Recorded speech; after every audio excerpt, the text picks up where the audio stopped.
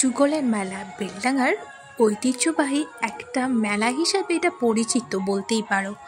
তো যুগলের মেলা বেলডাঙাবাসীদের জন্য একটা ইমোশন, কারণ এখানে না একদিনের জন্য মেলাটা বসে। আজকে মেলা বসবে, আজ সারা রাত, তো কালকে এটা উঠে যাবে সকালবেলা। আর এখানে কৃষ্ণনগর থেকে আগত প্রত্যেকটা মাটির জিনিস এখানে প্রসিদ্ধ। আর এত সুন্দর সুন্দর মাটির জিনিস পাওয়া যায়, জাস্ট মুগ্ধ হয়ে যাবে। তো আমি গেছিলাম রাত্রেবেলা, তো রাত্রেবেলায় ওরা জাস্ট সবে মাত্র এসেছে, তো সব মাটির জিনিসগুলো বের করছিল, বাট সাজানো হয়নি। তো কালকে আমি সকালবেলায় গিয়ে তো মাটির ক্লিপগুলো নিয়ে নিই। এত সুন্দর, জাস্ট পাগল হয়ে যাবে দেখলে, অসাধারণ। তো আমি আর আমার ফ্রেন্ড গেছিলাম।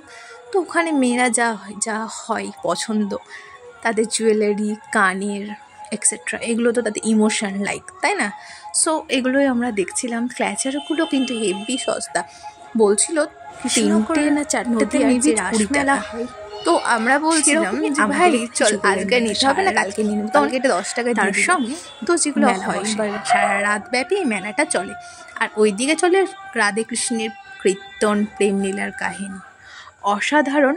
আর রাত্রে বের হয় ভোরের দিকে যুগলের মেলা স্পেশাল রাধাকৃষ্ণকে সাজিয়ে সুন্দর করে রথ বের হয়, ওটা দেখার মতো যুগলবন্দি।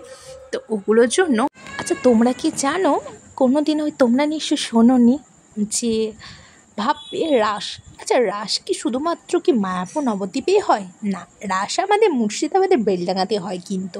তো আজকে ছিল আমাদের স্পেশালি রাসের জন্য এই মেলাটা বসে। তো রাসের জন্য আমাদের এখানে অনেক রথ বানানো হয়। তো রথের ভিডিওটা দেখো, তোমাদের সঙ্গে আমি শেয়ার করেছি, এখানে তুমি পেয়ে যাবে। তো মোটামুটি মেবি 4-5টা রথ হয়। তো আমরা 2টো রথ দেখতে পেয়েছিলাম, বাকি রথগুলোকে দেখতে পাইনি, ওগুলো রাত্রে বেরিয়ে যায়। তো আমাদের পৌঁছাতে অনেকটা রাত, সকাল হয়ে গেছিলো, তার জন্য দেখতে পাইনি। তো শুধুমাত্র রথ না, রথের সঙ্গে ডিজে দিয়ে সবাই এনজয় করতে করতে যায়। আর সারা রাত এখানে চলে তুমুল পিকনিক। যুগলের মেলা আমার সবাই টাইম ফেভারিট, কারণ এখানে খুব সুন্দর সুন্দর রুম ডেকোরেটের জিনিস পাওয়া যায়, সেগুলো হচ্ছে মাটির তৈরি। আর আমি না এক কথায় মাটির জিনিসের তোমাদের কেমন লেগেছে জানাতে কিন্তু ভুলবে না। আর thank you for watching, please subscribe my channel.